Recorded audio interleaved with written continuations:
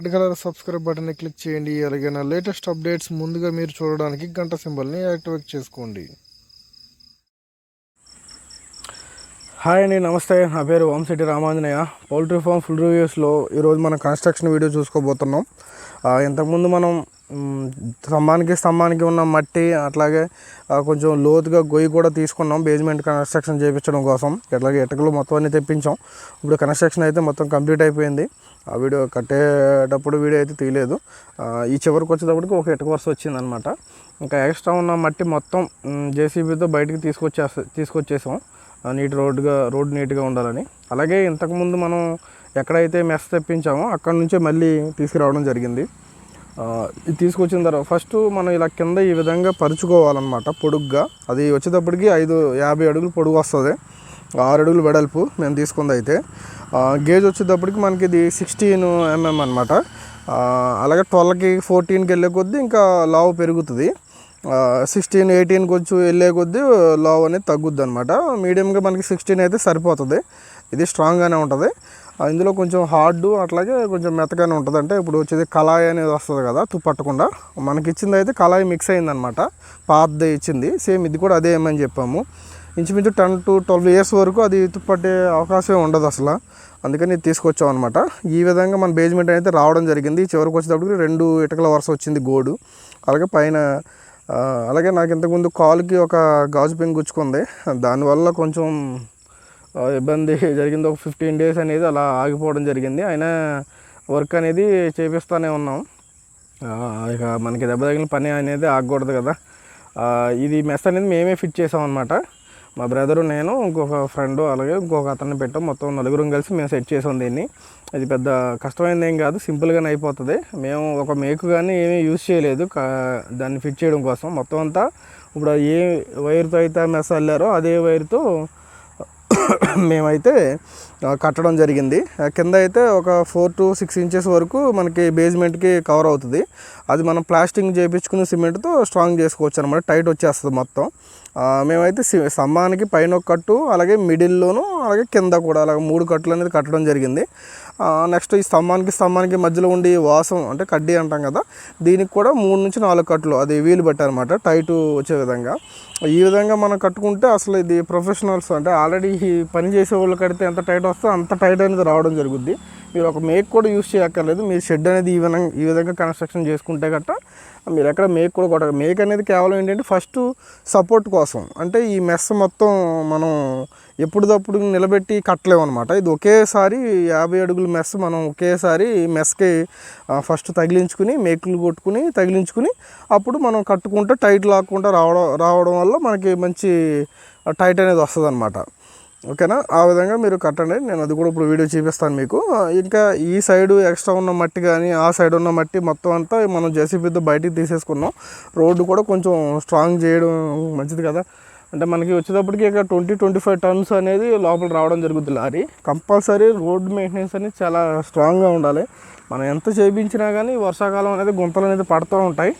అయినా సరే మళ్ళీ మీరు వాటిని పోర్చడం కోసం ఏదైనా కంకర కానీ లేకపోతే ఈ ఇటుక బెడ్డలు కానీ ఏదో ఒకటి వేసుకుని సంథింగ్ బూట్స్ కూడా ఉండాలన్నమాట. అలాగే వర్కర్స్ రూమ్ అనేది ఒకటి కట్టించడం జరిగింది. ఇక్కడ ఈ చివరి కనిపించేది అదే. నెక్స్ట్ పైన వచ్చేటప్పటికి మార్పు ఏంటంటే ఇంతకుముందు మనకి 2 ట్యాంకులు ఉండేవి, ఇప్పుడు అనేది 4 అంటే ఇంకో 2 ఎక్స్ట్రా ఫిట్ చేసాం. అంటే 5,000 to 5,000 10,000 అయింది కాబట్టి. అలాగే రూమ్ కూడా పక్కన ఉన్న 24 feet రూమే. అందులో యూట్యూబ్ రూము, అట్లాగే మనం ఉండడానికి ఒక రూమ్, 2 రూమ్ల కింద చేయించాను. నెక్స్ట్ వచ్చేటప్పటికి ఏంటంటే పాత షెడ్లో కూడా మళ్ళీ ఒక 5-6 inches ఒక 6 అడుగు వరకు మళ్ళీ మట్టి పోపించడం జరిగింది. ఇది కొంచెం డౌన్ అయింది. ఇప్పుడు దాకా మనం ఇందులో 10 బ్యాచ్లు 9-10 బ్యాచ్లు తీసుకున్నాము. ఎలాగో ఇప్పుడు పని అవుతుంది కదా అని చెప్పేసి మట్టి ఇందులో కూడా కొత్తగా మళ్ళీ పోపించాను అనమాట. అంటే ఈ విధంగా చేయడం వల్ల ఏంటంటే మనకి గ్రోత్ అనేది కంటిన్యూషన్గా అలాగే ఉంటుంది అనమాట. యాక్చువల్లీ ఓపుకుంటే ఒక 6 బ్యాచ్లకి 7 బ్యాచ్లకి ఒకసారి మార్పించుకుంటే బెటరు. అది మన ఇష్టం, బడ్జెట్ చూసుకుని చేయండి. లేదు కుదరదు, కొంచెం కష్టం అయిపోద్ది అనిపిస్తే కనీసం ఒక 10 బ్యాచ్లకైనా చేయండి, బెటర్గా ఉంటుంది అనమాట. మన గ్రోత్ అనేది ఎప్పుడు మిస్ అవ్వదు. అదేవిధంగా రిజల్ట్ అనేది రావడం జరుగుద్ది. ఓకే, ఇప్పుడు నెక్స్ట్ వచ్చేటప్పటికి మనకి బేస్మెంట్ ఇటైనా 2 ఇటుకలు వచ్చింది. ఇక్కడ దాకా అయితే మనం రౌండ్ అప్ తిరిగి ఇక్కడ దాకా వచ్చేసాం. సగం దాకా కట్టడం జరిగింది. మొత్తం ఫినిష్ చేసాం. ఇప్పుడు వచ్చేటప్పటికి ఇది మీకు చూపిస్తాను. కింద బేస్మెంట్కి వచ్చేటప్పటికి 5 నుంచి 6 ఇంచుల వరకు కవర్ అవుతుంది అనమాట. అంటే గ్యాప్ వస్తుంది, దానికి ఆన్ అవుతుంది. దాన్ని మనం ప్లాస్టింగ్లో కలిపేసుకోవాలి, టైట్ వస్తుంది. అప్పుడు మేక్ అనేది కొట్టవలసిన అవసరం లేదు, అదొకటి గుర్తుపెట్టుకోండి. ఈ కట్టుకుంటే సరిపోతుంది. ఈ వైర్తోనే ఆ బైనింగ్ వైర్తోనే మీరు గట్టిగా కట్టుకుంటే సరిపోతుంది. అదే వైర్ వాడండి, మళ్ళీ దానికి కట్టడం కోసం బైనింగ్ వైర్ ఇంకో వైర్ వాడకండి, అది మళ్ళీ తుప్పట్టే అవకాశం ఉంటుంది. కాబట్టి ఈ వచ్చిన వైరే మళ్ళీ మీరు విడిగా నేను లూజ్ వైర్ తెప్పించాను అనమాట. ఒక 5 కేజీలు ఇమ్మని చెప్పి తీసుకొచ్చి అదే వైర్తో మనం కట్టడం జరిగింది అనమాట. టైట్ చూసారు ఎంత టైట్ వచ్చిందో. టైట్ అయితే చాలా బాగా వచ్చింది. ఆల్మోస్ట్ ఇంతకుముందు పాత షెడ్ అప్పుడు కూడా మేమే కట్టాము అప్పుడు కూడా, అలాగే ఇప్పుడు కూడా అదేవిధంగా మేమే కట్టడం జరిగింది. పైన వచ్చేటప్పటికి వాసానికి ఆ విధంగా పెట్టుకోండి. కరెక్ట్గా వాసం పై ఎత్తుకి సెట్ చేసుకుని అక్కడ నుంచి కరెక్ట్గా కింద మీరు బేస్మెంట్ పెట్టుకుంటే ఇంచుమించు మీకు 5-6 ఇంచులు వచ్చేస్తుంది అనమాట. దాన్ని మనం ప్లాస్టిక్లో కవర్ చేసుకోవచ్చు. కట్లు వచ్చేటప్పటికి వాసానికి 3 నుంచి 4, అలాగే స్తంభానికి వచ్చేటప్పుడు కూడా అంతే 3 కట్లు, పైన ఒకటి, మధ్యలో ఒకటి, కింద ఒకటి, అలా 3 కట్లు వేయడం జరిగిందనమాట. అప్పుడంటే మీకు టైట్ అనేది చాలా బాగా వస్తుంది. చూసారా ఎలా ఉందో, టైట్ అయితే చాలా బాగా వచ్చింది. అసలు అందులో చూసుకోవాల్సిన అవసరం లేదు, చాలా బాగుంది.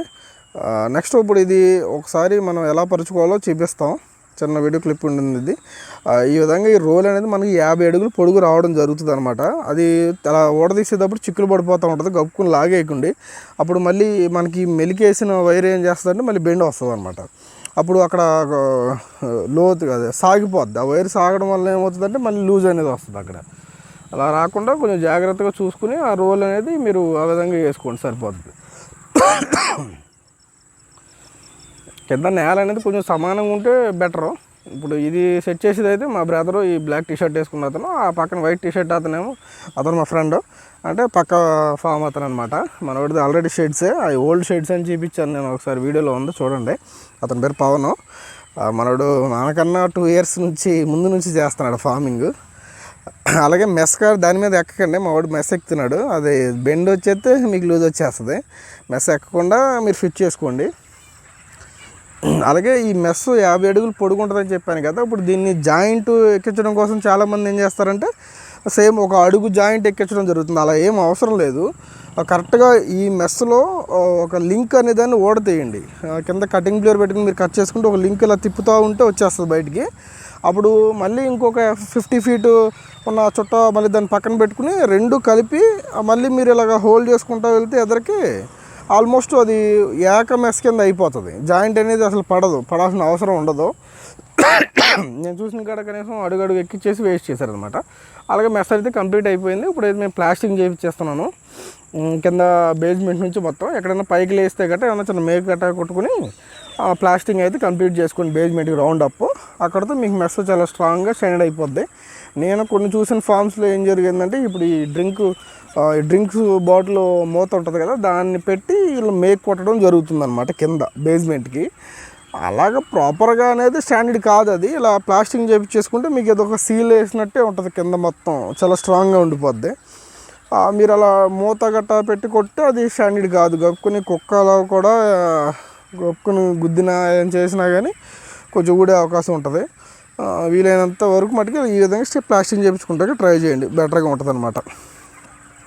ప్లాస్టింగ్ అయితే రౌండ్ అప్ ఈ చివరి దాకా వచ్చేసింది, కంప్లీట్ అయిపోయినట్టే. ఈ సైడ్ మటుకు కంప్లీట్ అయింది. ఇంకా అటేపక్క సైడ్ ఒకటి ఉంది. ఇక్కడ మనకి గేట్కి వదిలేసాం అనమాట. అక్కడ ఖాళీగా ఉన్న అక్కడ స్తంభం కాడ చేసుకుంటూ వస్తున్నారు.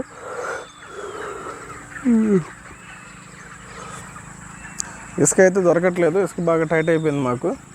ఓకేనండి, ప్లాస్టింగ్ అయితే కంప్లీట్ అయిపోయింది మొత్తం. ఈ చివరికి వచ్చేటప్పటికి మనకు ఒక బెడ్ వరుస వచ్చింది అంతే నేల మీద నుంచి. ఆ చివరి స్టార్ట్ అయినప్పుడు మాత్రం స్టార్టింగ్లో 3, తర్వాత ఒక 2-2.5 అట్లా వచ్చిందనమాట. ఈ చివరికి వచ్చేటప్పుడు ఒక 1 వరుస వచ్చింది. ఇంకా ప్లాస్టింగ్ చేసిన తర్వాత ఈ విధంగా ఉంటుంది. వీలైతే ఒక వారం రోజులు వాటర్ తడపండి, స్ట్రాంగ్గా ఉంటుంది, ఇంకా ఏ ఇబ్బంది ఉండదు అనమాట. మా ఫ్రెండ్స్ అయితే వచ్చారు. అది లోపల మేత ఇవి ఉంటాయి బల్లలు, అవి మేతకి 4 ప్లేస్ పెట్టించడం జరిగింది. ఆ బిల్లలు పెట్టడం కోసం వచ్చారు సాయం. అది బరువు బాగా ఎక్కువ ఉంది. ఇంకా పాత షెడ్లో మనం పెట్టినప్పుడు అయితే ఒకటే పొడవు పెట్టడం జరిగింది. కానీ ఇక్కడికి వచ్చేటప్పటికి ఏంటంటే 2 విధాలుగా పోయడం జరిగింది. అంటే అవి బాగా బరువు ఎక్కువ అవడం వల్ల పైకి లేపడానికి ఇబ్బంది అవుతుంది, అందు గురించి అనమాట. ఇది మనకి గుమ్మం, ఈ విధంగా ఫిట్ చేసిన తర్వాత ఈ విధంగా అనేది మనకి రావడం జరిగిందనమాట. మన వాళ్ళు ఆల్రెడీ అక్కడ బల్ల సెట్ చేస్తున్నారు. మట్టి అయితే కూడా నీట్గా ఇది సర్దించడం జరిగింది. ఈ సైనింగ్ వచ్చేటప్పటికి నాకు బాగా హైట్ అయిపోయింది. ఇంతకుముందు మనం బ్లేడ్ టాటర్ పెట్టి సర్దించిన వీడియోలో ఈ చివరికి వచ్చేటికి ఎక్కువ అయింది. మళ్ళీ దగ్గరగా 10-12 వర్కర్లు పెట్టించి దాన్ని మళ్ళీ బయటకు తీయడం, మళ్ళీ లోపలికి వేయడం, అలా బోడంత ప్రాసెస్ పట్టింది. ఈ ఎర్త్ వర్క్ అంటే ఏదైతే మట్టి వర్క్ అనేది ఉంటుందో ఇది మాత్రం కొంచెం ఎక్కువ అవుతుంది. పోయినసారి మనకి మట్టి కొనడానికి ఎక్కువైంది, ఈసారి సర్దడానికి ఎక్కువైంది. ఒక్కొక్కసారి ఒక్కోటి ఏ విధంగా అయితే ఖర్చు అయితే అవుతూనే వస్తుంది అనమాట. ఓకే, మన వాళ్ళందరూ అయితే ఫిట్ చేస్తారు. మొత్తం 4 బల్లలో కంప్లీట్ అయిపోయి ఇక నీట్గా ఈ చెత్త గట్ట ఈ ఇటుక బెడ్డలు మొత్తం అన్నీ క్లియర్ చేసేస్తాము. దీన్ని సిమెంట్ చేపించేసి ఇక నెక్స్ట్ వచ్చేటప్పటికి మనం వాటర్ లైన్ సెక్షన్లోను అలాగే మన ఎలక్ట్రికల్ సెక్షన్ గురించి నెక్స్ట్ వీడియోలో చూసుకుందాం. ఓకేనండి, ప్రస్తుతానికి అయితే ఈ విధంగా అయింది. ఇంకా జస్ట్ దీన్ని సిమెంట్ చెప్తే సరిపోతుంది. మీరు స్తంభం టు స్తంభం పెట్టుకోండి. వెడల్పు వచ్చేటప్పటికి నేను మీటర్ వెడల్పు పెట్టాము, 10 అడుగులు స్తంభం టు స్తంభం వేయడం జరిగింది, 3 దిమ్మలు పెట్టి. ఈ విధంగా ఒక్కొక్క బల్లకు వచ్చి 25 బ్యాగులు పడతాయి మనకి, 75 కేజీల బ్యాగులు అయితే. అలా ఆల్మోస్ట్ మనం ఒక షెడ్కి వచ్చేటప్పటికి 100 బస్తాలు దింపుకోవచ్చు. అలా 2 షెడ్ల మీద 200 బస్తాలు మనకి పెట్టుకోవడానికి ఎటువంటి ఇబ్బంది ఉండదు అనమాట. 200 బస్తాలు ఒకసారి రావు, ఆల్మోస్ట్ ఎక్కువగా వస్తే 120, 130, 140 అంతకుమించి అయితే ఎక్కువ ఎవరు వీక్లీ వస్తాయి కాబట్టి. ఓకేనండి, నెక్స్ట్ వీడియోలో అయితే మళ్ళీ కలుసుకుందాం. Thank you for watching. జై హింద్.